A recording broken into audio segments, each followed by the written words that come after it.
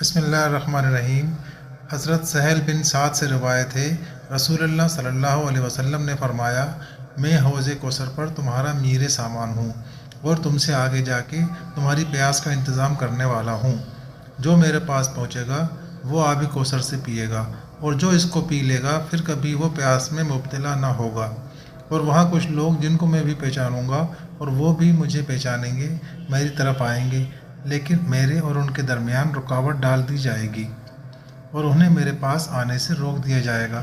تو میں کہوں گا کہ یہ آدمی تو میرے ہیں، بس مجھے جواب دیا جائے گا کہ تمہیں معلوم نہیں ہے کہ انہوں نے تمہارے بعد کیا نئی نئی باتیں نکالی اور کیا کیا رخنے ڈالے۔ تو میں کہوں گا کہ برباد اور دوری ہو ان کے لیے جنہوں نے میرے بعد دین میں فرق ڈالا اور اس کو گڑبڑ کیا۔